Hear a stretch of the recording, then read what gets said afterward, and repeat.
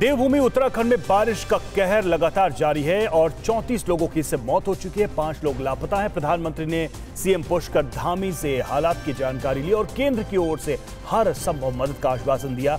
कहां रेस्क्यू के दौरान बाहर सुरक्षा कर्मी और कहां से लैंडस्लाइड में फंसे यात्रियों को बचाया गया। मौसम और बारिश के कहर से जुड़ी खबरों के लिए देखते हैं टॉप 9 बारिश का कहर। देवभूमि उत्तराखंड में भारी बारिश और बादल फटने की वजह से कई जगहों पर प्रकृति ने तबाही मचाई। लैंडस्लाइड की वजह से हुए हादसों में अब तक 34 से ज्यादा लोगों की मौत हो चुकी है तो कई लोग लापता बताए जा रहे हैं। राज्य के मुख्यमंत्री पुष्कर सिंह धामी ने अधिकारियों को तत्परता से राहत बचाव कार्य करने के निर्देश दिए हैं और आपदा में जान गंवाने वाले परिजनों के लिए 4 लाख रुपए के मुआवजे का ऐलान किया है। बादल फटने के बाद हुई तबाही से सबसे ज्यादा प्रभावित कुमाऊं का इलाका हुआ है। नैनीताल में सैलाब की रफ्तार इतनी तेज थी कि दुकान में फंसे एक शख्स को कंधे पर बैठाकर रेस्क्यू कर रहा सेना का जवान उस शख्स के साथ ही बह गया। उसके पीछे एक और शख्स पानी के तेज बहाव में बह गया। हालांकि कुछ आगे जाकर उन्हें बचा लिया गया।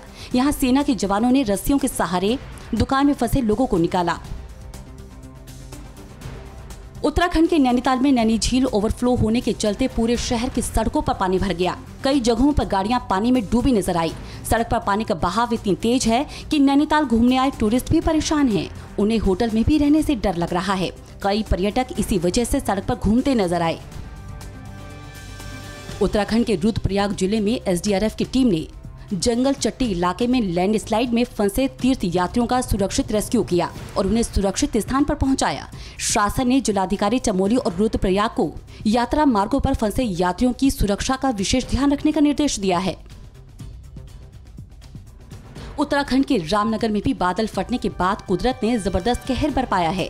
रामनगर में इतना ज्यादा पानी आ गया कि कई गाड़ियां पूरी तरह से डूब गईं, तो कई सैलाब के तेज बहाव में बह गई। रामनगर से रानीखेत जाने वाले रास्ते पर मोहान में लेमन ट्री रिजॉर्ट में भी 200 लोग फंस गए थे, जिन्हें बाद में सुरक्षित बाहर निकाल लिया गया। नैनीताल के गुफा महादेव क्षेत्र के कई मकान भी खाली कराए गए हैं। उत्तराखंड के मुख्यमंत्री पुष्कर सिंह धामी ने बादल फटने के बाद राज्य में हुई तबाही का हेलीकॉप्टर के जरिए जायजा लिया। सीएम धामी के साथ आपदा प्रबंधन मंत्री धन सिंह रावत और डीजीपी अशोक कुमार भी थे। इसके बाद सीएम धामी हल्द्वानी में आला अधिकारियों के साथ बैठक कर राहत और बचाव के काम तेजी से करने के निर्देश देते नजर आए। उन्होंने कहा कि जो सड़कें क्षतिग्रस्त हुई हैं, उन्हें भी जल्द से जल्द ठीक किया जाएगा। उत्तराखंड में बादल फटने के बाद हुई तबाही के बीच घूमने आए छत्तीसगढ़ के भिलाई की 44 महिलाएं, 4 बच्चों के साथ 5 पुरुष भी फंस गए हैं। ये सभी लोग 14 अक्टूबर को नैनीताल से कसोली घूमने निकले थे, लेकिन वापसी में कैंचीधाम में फंस गए। फंसे लोगों को हेलीकॉप्टर के जरिए रेस्क्यू के लिए सरकार और मंत्रियों से परिवार ने संपर्क किया है। सीएम बघेल ने भी मुख्य सचिव को मदद करने के लिए निर्देश दिए हैं।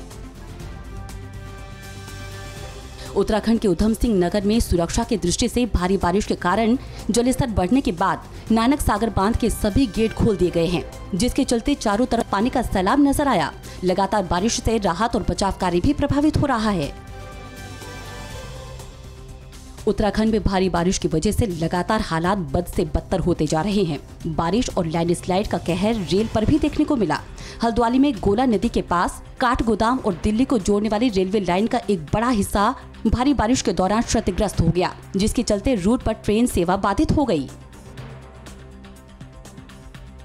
अड़ी सोमवार से शुक्रवार शाम 6 बजे सिर्फ TV9 भारतवर्ष पर।